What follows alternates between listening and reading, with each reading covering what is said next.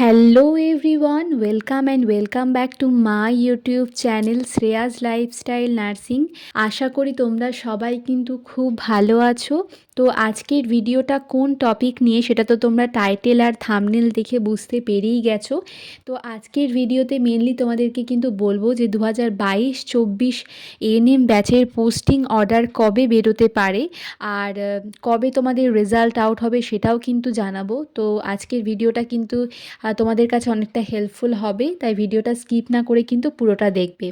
তো চলো শুরু করি। তো ভিডিওটা শুরু করার আগেই কিন্তু তোমাদেরকে একটা কথা আগে আমি জানিয়ে দিই যে আজকের ভিডিওতে আমি যা যা ইনফরমেশান বা যেগুলো নিয়ে তোমাদেরকে কথা বলবো সেগুলো কিন্তু কোনো অফিসিয়াল নোটিশ নয়, ঠিক আছে?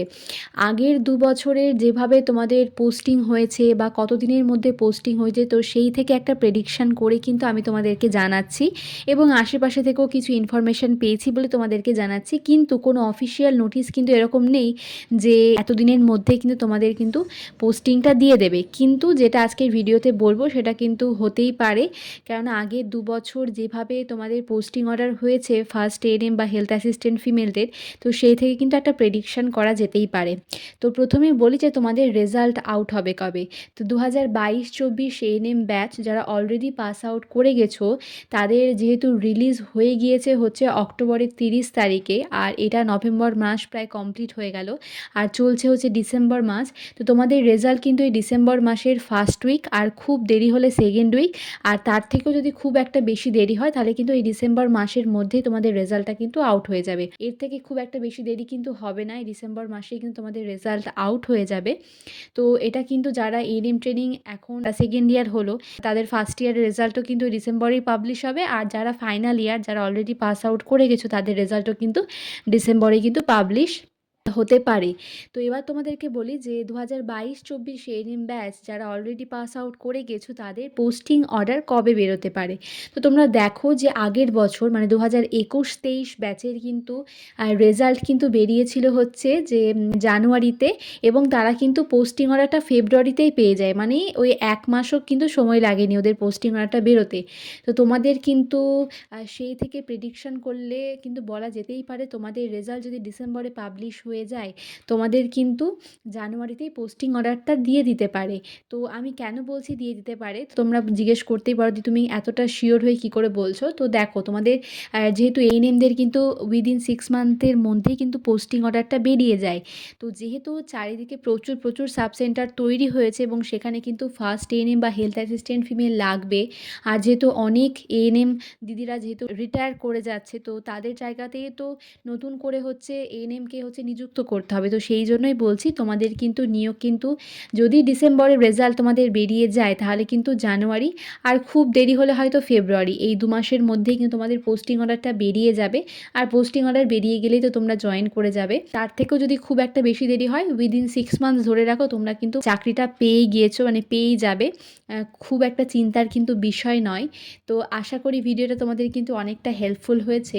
আর একটা জিনিস তোমাদেরকে এই ভিডিওতে আমি জানাবো যে জিএনএমের গভর্নমেন্ট জবের কন্ডিশন আর এএনএমের গভর্নমেন্ট জবের কন্ডিশনটা কতটা মানে পার্থক্য রয়েছে। তো দেখো যে আমি হচ্ছে 2020-23 ব্যাচ, 2020 থেকে 23 আমার জিএনএম মানে 2023 আমার জিএনএমটা কিন্তু কমপ্লিট হয়ে গেছে, এবং 2023 পাস আউট হয়ে বেরোনোর পর আমি কিন্তু দেখলাম যে আমাদের সঙ্গে যারা ট্রেনিং করতো মানে আমাদের জুনিয়ররা এএনএম 2021-23 ব্যাচ কিন্তু তারা রেজাল্ট আউট হলো, তারা কিন্তু পোস্টিং পেয়ে গেল।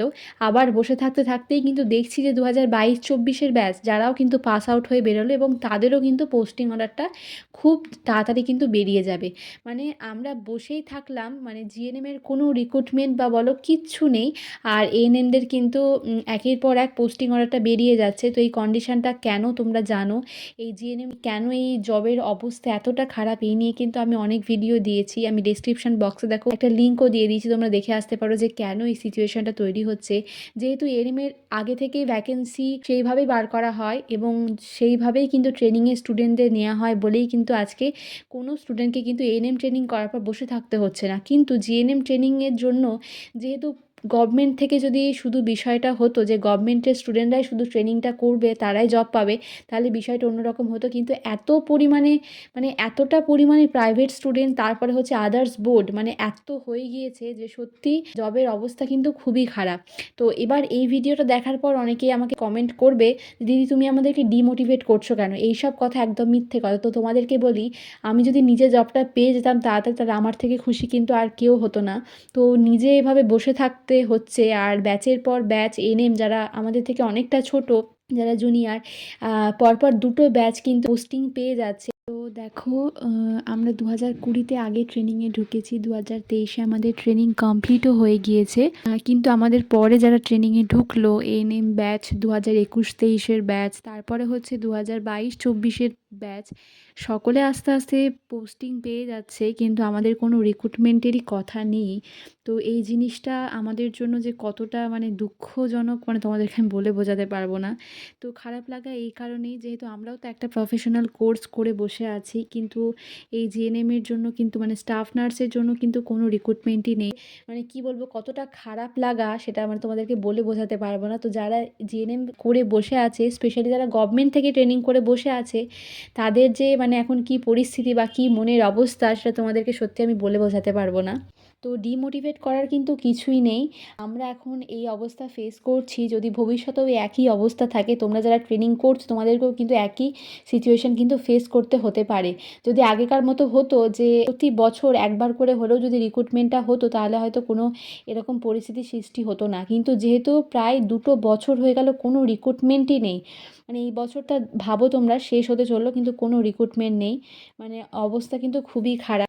তো সেই সময় যখন আমরা ট্রেনিংয়ে ঢুকি, তখন কিন্তু এরকম সিচুয়েশান একদমই ছিল না, বরং তার পরের বছরও কিন্তু এরকম সিচুয়েশান ছিল না। লাস্ট 2 ইয়ার্স থেকে এই সিচুয়েশানটা তৈরি হয়েছে, এবং জানি না এটা আর কোনো দিনও ঠিক হবে কি না।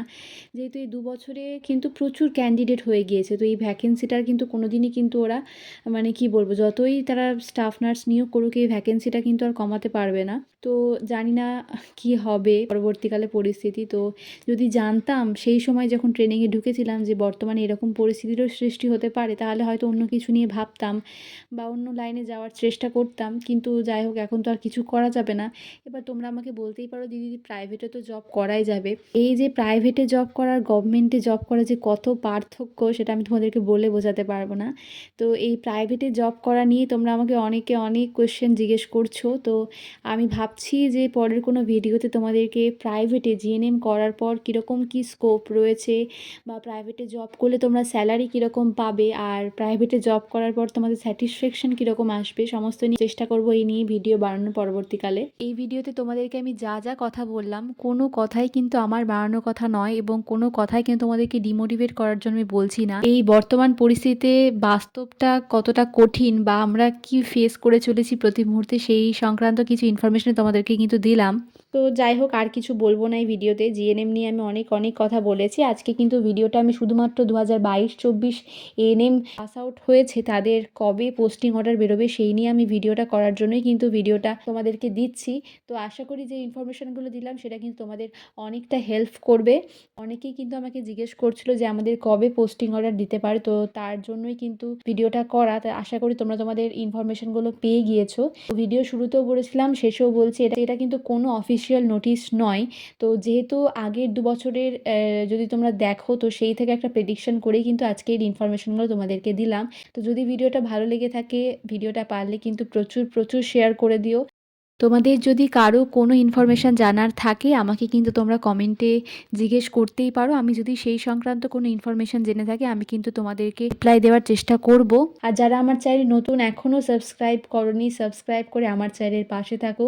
আরও অনেক অনেক ইনফরমেটিভ ভিডিও কিন্তু তোমরা আমার চ্যানেল থেকে পেয়ে যাবে। খুব শীঘ্রই দেখা হচ্ছে তোমাদের সাথে পরের কোনো ভিডিওতে। সবাই খুব ভালো থেকো এবং সুস্থ থেকো।